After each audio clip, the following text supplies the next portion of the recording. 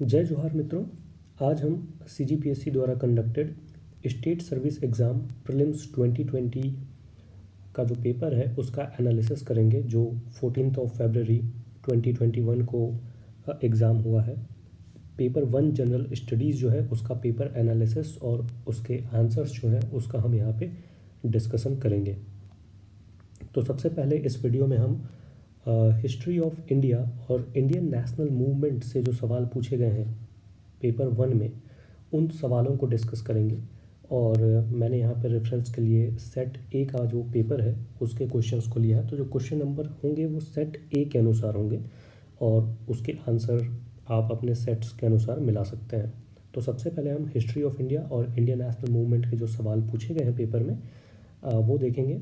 तो basically CGPSC में total 100 questions पूछे गए थे, जिसमें से 50 क्वेश्चंस जो होते हैं वो इंडिया से रिलेटेड होते हैं और जो 50 बाकी क्वेश्चंस होते हैं वो छत्तीसगढ़ स्पेसिफिक क्वेश्चंस होते हैं। तो सबसे पहले हम ये जो इंडिया पोर्शन है उसका हिस्ट्री ऑफ इंडिया और इंडियन नेशनल मूवमेंट के सवाल यहाँ पे डिस्कस करते हैं। तो सबसे पहला सवाल ही जो था सेट ए का, वो इंडियन हिस्ट्री से जुड़ा हुआ था। क्वेश्चन कुछ इस प्रकार से था कि consider the following statements and choose the correct option. दो स्टेटमेंट्स लिखे गए हैं मुख्यतः किसान मजदूर प्रजा पार्टी के बारे में। आपसे पूछा गया है कि JB कृपालिनी फॉर्म्ड द किसान मजदूर प्रजा पार्टी इन जुलाई 1952। और सेकंड स्टेटमेंट कहता है कि PC Ghosh and T Prakasam were associated with Kisan Mazdoor Praja party. आपको बताना है कि इन दोनों स्टेटमेंट्स में से कौन सा सही है और कौन सा गलत है। तो मुख्य रूप से ये जो किसान मजदूर प्रजा पार्टी थी, ये बेसिकली इसकी एक इंटरेस्टिंग कहानी है। जब आज़ादी के बाद पहले इलेक्शंस होते हैं, जनरल इलेक्शंस होते हैं लोकसभा के लिए, जो कि 1951 में होते हैं। ये तो आपको पता होगा, आपने हिस्ट्री पढ़ी होगी तो, कि पहली जो लोकसभा इलेक्शंस हुई थी वो 1951 में हुई थी। और इसमें मुख्य रूप से जो पार्टी थी वो कांग्रेस थी और इसके साथ साथ काफ़ी अन्य सारी पार्टियां भी इसमें कंटेस्ट कर रही थी, जिसमें से एक थी किसान मजदूर प्रजा पार्टी। और ये सही है कि इसे JB कृपालिनी ने बनाया था, लेकिन यहाँ पे जो लिखा हुआ है 1952 ये गलत लिखा हुआ है, क्योंकि पहला इलेक्शन 1951 में हुआ था और उसमें इस पार्टी ने कंटेस्ट किया था। तो जब इस पार्टी ने पहले जनरल इलेक्शंस में कंटेस्ट किया था तो 1952 जो है वो तो हो ही नहीं सकता। 1952 में कैसे बनेगी जब 1951 में इलेक्शन लड़ चुकी थी। तो पहला स्टेटमेंट जो है यहाँ पर गलत हो जाता है। फिर सेकंड स्टेटमेंट जो है PC Ghosh and T Prakasam were associated with Kisan Mazdoor Praja party, तो ये स्टेटमेंट सही है। ये जो है स्टेटमेंट सही हो जाएगा। तो इसका आंसर जो है, पहला स्टेटमेंट गलत है तो ऑप्शन ए और ऑप्शन डी, जहाँ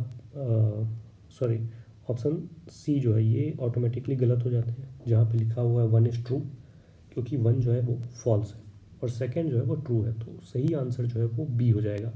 1 इज़ फॉल्स, एक गलत है और दूसरा स्टेटमेंट सही है। ये क्वेश्चन जो है वो फैक्चुअल क्वेश्चन की कैटेगरी में गिना जाएगा। मॉडर्न हिस्ट्री का सवाल है तो फैक्चुअल तो होगा ही, but not that too difficult. अगर आपने हिस्ट्री पढ़ी है तो थोड़ा सा वर्क अराउंड करके आप इसके आंसर तक पहुंच सकते थे। तो Kisan Mazdoor Praja party founded in 1951, PC Ghosh and T Prakasam were associated with it. यहाँ पे एक और GK का सवाल ये है कि PC घोष बाद में वेस्ट बंगाल के चीफ मिनिस्टर बनते हैं और T प्रकाशम जो है वो बाद में मद्रास के जो है चीफ मिनिस्टर बनते हैं। यहाँ पे आप देख सकते हैं कि फर्स्ट जनरल इलेक्शन जो था उसमें इतनी सारी पार्टियों ने इलेक्शन लड़ा था, उनका परसेंटेज ऑफ वोट और सीट्स।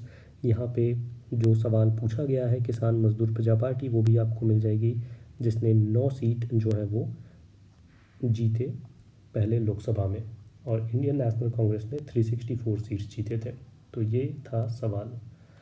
फिर आते हैं सेकंड क्वेश्चन पे। सेकंड क्वेश्चन जो है ये भी हिस्ट्री के ऊपर था। स्ट्रेट फॉरवर्ड क्वेश्चन था, who was the first president of British Indian association. लेकिन थोड़ा सा हम कह सकते हैं कि ये टफ़ की कैटेगरी में आएगा, क्योंकि मेन एग्ज़ाम हॉल में ये याद आना मुश्किल होता है कि ब्रिटिश इंडियन एसोसिएशन के फर्स्ट प्रेसिडेंट कौन थे, और सारे नाम जो है वो सुने सुनाए लगेंगे, क्योंकि ये सारे लोग किसी ना किसी एसोसिएशन जो है उसके साथ जुड़े हुए थे। कांग्रेस से पहले काफ़ी सारे जो है रीजनल एसोसिएशंस बनते हैं अलग अलग हिस्सों में देश के, और उनके साथ ये सारे नाम जो है वो जुड़े रहे हैं: गोपाल कृष्ण गोखले, सुरेंद्रनाथ बनर्जी, राधाकांत देव, आनंद मोहन बोस। तो इसका सही आंसर वैसे होगा राधाकांत देव, जिन्होंने ब्रिटिश इंडियन एसोसिएशन की स्थापना की थी। लैंड होल्डर सोसाइटी और ब्रिटिश इंडिया सोसाइटी, इन दोनों को मिला के ये जो ऑर्गेनाइजेशन है 1851 में बनाया गया था। तो बेसिकली फैक्चुअल क्वेश्चन, और इसे थोड़ा सा टफ की कैटेगरी में रखा जा सकता है। When was the Tripuri session of the Indian National Congress held in which Netaji Subhash Chandra Bose was elected the president of Congress? Again a very factual question, जहाँ पे 1936, 37, 38 और 39 टाइप का ऑप्शन दिया हुआ है, और आपको एक जो है ऑप्शन यहाँ से सेलेक्ट करना है। मेमोरी पावर अच्छी है, आप फट से आंसर दे सकते हैं। वैसे आंसर जो है सही होगा इसका डी, लेकिन अगेन इस तरह के सवालों को करने के लिए बिल्कुल एकदम अच्छे से याद होना चाहिए ईयर, क्योंकि एग्ज़ाम में कन्फ्यूज़न आ सकता है 39 था या 37 था, क्योंकि सारे कंसेक्यूटिव ईयर्स हैं। अगर ईयर्स में थोड़ा सा जो रेंज है वो ज़्यादा होता तो गेस करना आसान होता, लेकिन still this makes the question difficult. सही आंसर होगा 1939 D. Then question number 4, who had presided over the inaugural session of the All India Trade Union Congress held in 1920? Now this is a very good question because All India Trade Union Congress, जब आप trade unions के बारे में पढ़ते हैं Indian history में, जो workers हैं उनके राइट्स के बारे में पढ़ते हैं, उनके मूवमेंट्स के बारे में पढ़ते हैं, तब आप all India trade union Congress के बारे में पढ़ते हैं, जो कि 1920 में बनाई गई थी। और लाला लाजपत राय जो थे इसके फर्स्ट प्रेसिडेंट थे, जिन्होंने पहले इसकी मीटिंग में अध्यक्षता की थी।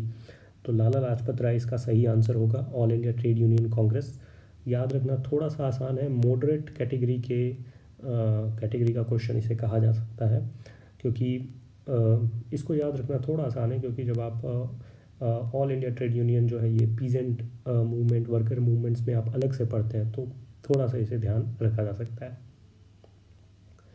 Now this is a very brilliant question asked in CGPSC भी अपना स्टैंडर्ड थोड़ा बढ़ाती जा रही है, और कुछ अच्छे क्वेश्चंस भी अब देखने को मिल रहे हैं, फ्रेम हो रहे हैं यहाँ पे। Which of the following statements is true regarding Pataliputra, the capital of Magadh kingdom? अभी तक हमने जितने क्वेश्चंस देखे वो इंडियन नेशनल मूवमेंट से रिलेटेड थे।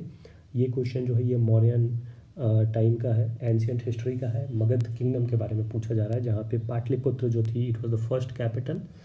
और काफ़ी अच्छी तरीके से क्वेश्चन को फ्रेम किया गया है, कोई फैक्चुअल सवाल यहाँ पे नहीं पूछा गया है, थोड़ा सा दिमाग लगाना पड़ेगा, सॉल्व किया जा सकता है।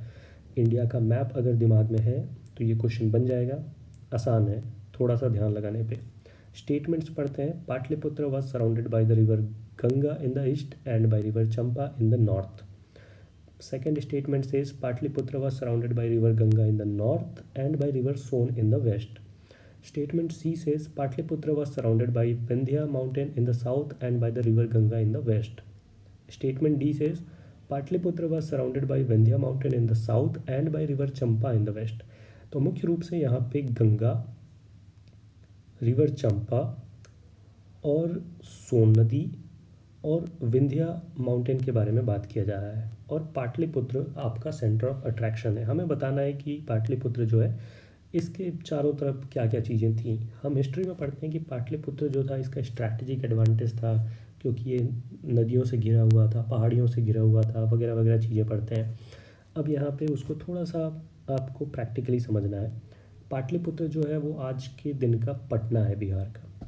अब यहाँ पे कुछ ऑप्शंस देखिए, जैसे कि विंध्या माउंटेन हमें पता है कि मध्य प्रदेश में फैला हुआ है, बिहार पटना में विंध्या माउंटेन तो नहीं है, तो विंध्या माउंटेन जो है आप इसको एलिमिनेट कर सकते हैं कि विंध्या माउंटेन जो है ये पाटलिपुत्र के पास नहीं आएगा। तो सी और डी ऑप्शन यहाँ से एलिमिनेट हो जाएंगे जहाँ जहाँ विंध्या है।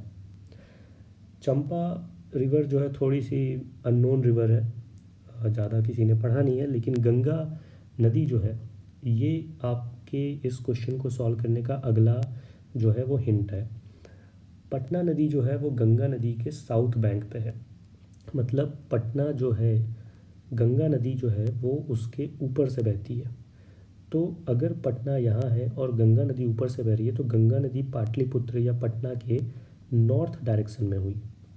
तो जहाँ जहाँ लिखा है कि Ganga is in the east, तो ये ऑप्शन ऑटोमेटिकली गलत हो गया, गंगा ईस्ट में नहीं है। Ganga in the north, Ganga in the north वाला ऑप्शन जो है इसको हम नैरो डाउन कर लेते हैं, और अगर हमने सी और डी एलिमिनेट कर दिया, ए भी हमने एलिमिनेट कर दिया, तो बचा आंसर बी। ठीक है, तो आप इसको बी को बिना थोड़ा सा सोच समझ के बी को आप आंसर सेलेक्ट कर सकते थे। तो बी जो है इसका सही आंसर होगा। Pataliputra was surrounded by river Ganga in the north. अब रिवर सोन जो है वो याद नहीं भी आ रहा होगा, तो आप गंगा नदी की मदद से इसको सॉल्व कर लो। अगर आपको पता है कि गंगा नदी जो है ऊपर से बह रही है, अगर इतना कुछ याद है थोड़ा सा, तो फिर ये बन सकता है। थोड़ा सा दिमाग लगाने वाला सवाल था, अच्छा सवाल था। इसमें ज्योग्राफी भी टेस्ट कर ली गई, और मेनली ये ज्योग्राफी का ही सवाल था, इंडियन ज्योग्राफी, इंडियन हिस्ट्री। तो एक अच्छा सवाल है। और सोन नदी जो है ये पटना नदी को बेसिकली ये पटना नदी के वेस्ट में है, जो जाके यहाँ पे गंगा नदी से मिलती है। तो इस प्रकार से ये सवाल काफ़ी अच्छा सवाल था। मॉडरेट कैटेगरी का सवाल है, बट वेरी मतलब अच्छे से फ्रेम किया गया सवाल है। तो ये मैप है, ये पाटलिपुत्र का पुराना मैप है जहाँ पे ये गंगा नदी है, एंड दिस इज़ द सोन नदी। और ये प्रेजेंट गूगल मैप में अगर आप देखोगे तो ये सोन नदी इधर जा रही है, ये गंगा नदी इधर आ रही है, और ये है आपका पाटलिपुत्र या Patna. Then question number 6, in which year Nandalal Bose, a famous painter, had become the principal of Kala Bhavan और शांति निकेतन। नंदलाल बोस काफ़ी फेमस पेंटर हैं, हमारे कॉन्स्टिट्यूशन में भी उन्होंने इलस्ट्रेशन दिया हुआ है। काफ़ी बार इनके बारे में बात भी होती है जब भी इंडियन कल्चर, इंडियन पेंटिंग के बारे में बात होती है। और 1922 में ये शांति निकेतन के प्रिंसिपल जो है ये बने थे। फैक्चुअल सवाल है, डिफ़िकल्ट सवाल है, क्योंकि एक्चुअल ईयर याद रखना एग्ज़ाम में थोड़ा मुश्किल है। ठीक है, तो ख़ास करके CGPSC जैसे एग्ज़ाम्स के लिए आपको ये ईयर्स जो हैं काफ़ी याद रखने होते हैं। तो अभी तक हमने जितने भी सवाल देखे, मोस्ट ऑफ द क्वेश्चंस जो है वो ईयर पे बेस्ड थे, right from the first question, second question, third question, year या फिर पर्सन। तो इस प्रकार के सवाल जो है ज़्यादा पूछे जा रहे हैं। Then question number 18। अब क्वेश्चन नंबर 18 तो है, अभी तक जो क्वेश्चंस थे वो हार्डकोर हिस्ट्री से थे सीधे। क्वेश्चन नंबर 18 जो है इसको इंडियन पॉलिटी का भी सवाल कहा जा सकता है, लेकिन इसमें क्योंकि इंडियन पॉलिटी जैसा कोई सवाल नहीं है, फैक्चुअल सवाल ही है और हिस्ट्री से जुड़ा हुआ सवाल है, इसलिए इसे इंडियन हिस्ट्री की कैटेगरी में रख रहे हैं हम। तो क्वेश्चन नंबर 18 ये कह रहा है कि among the following given names whose portfolio is the first cabinet of free India 1947 was different from his portfolio in the interim government 1946। तो 1946 में एक इंटरिम गवर्नमेंट बनी थी, और फिर जब इंडिया आज़ाद हो जाता है तो फिर वापस से एक कैबिनेट बनती है, रीऑर्गेनाइज्ड कैबिनेट।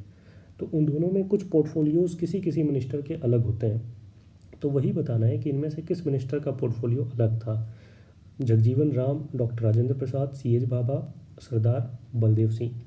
अगेन मॉडरेट से डिफ़िकल्ट लेवल का क्वेश्चन है, क्योंकि अगेन किस मिनिस्टर का क्या पोर्टफोलियो था याद रखना थोड़ा डिफ़िकल्ट हो जाता है, और उसको याद करना एक्चुअल हॉल में it becomes again a difficult job.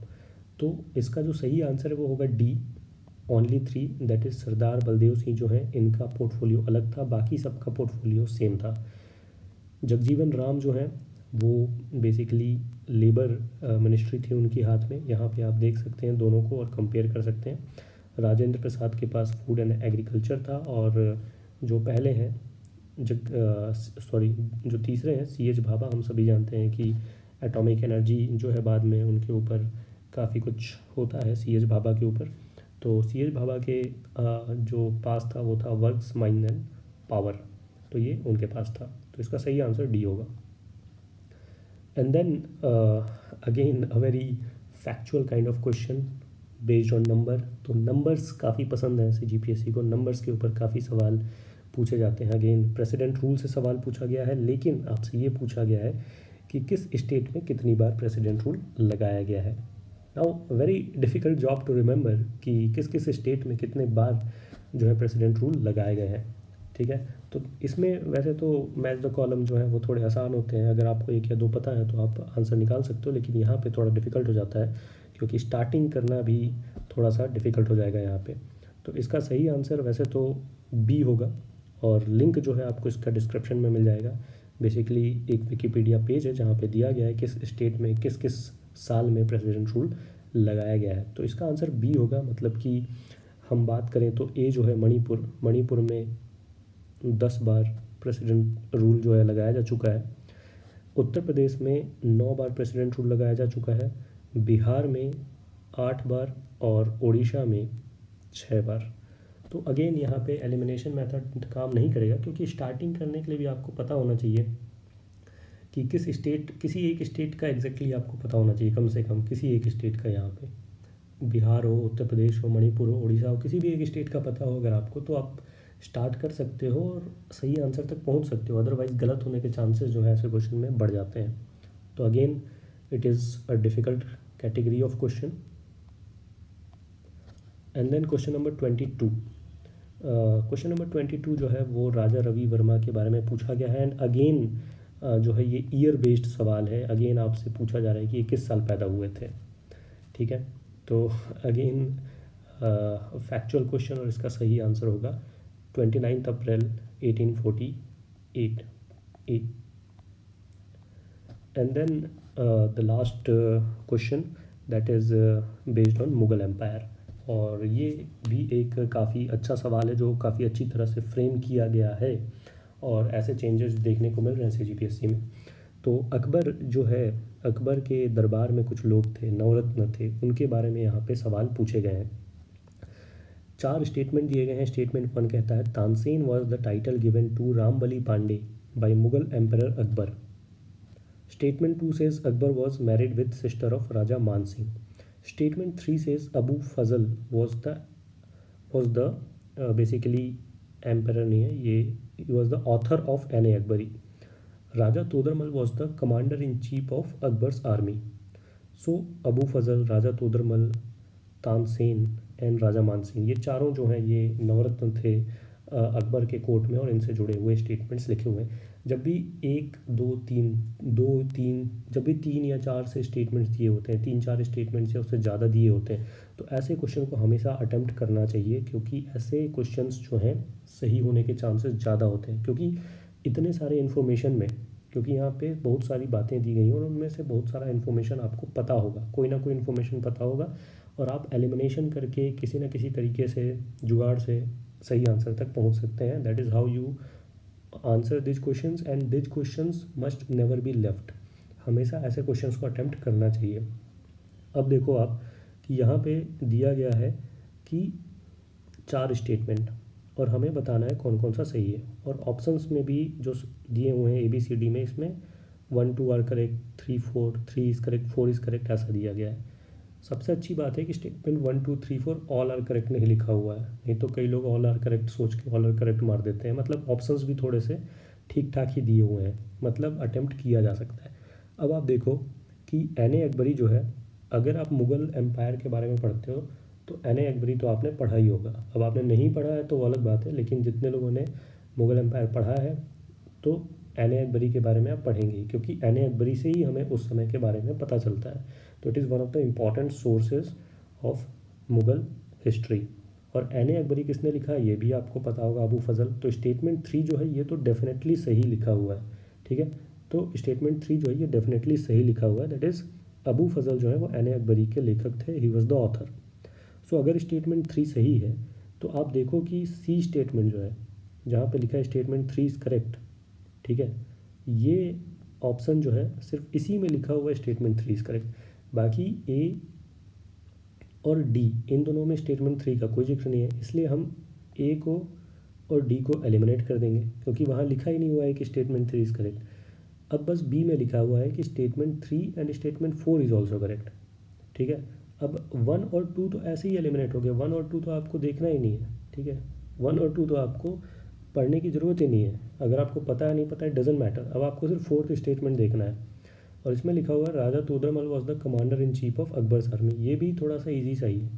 अगर आपने अकबर के नवरत्नों के बारे में पढ़ा है, आपने पढ़ा है कि राजा तोदरमल जो थे वो रिवेन्यू मिनिस्टर थे, इनके साथ मिलके दहसाला सिस्टम जो है उस समय बनाई गई थी।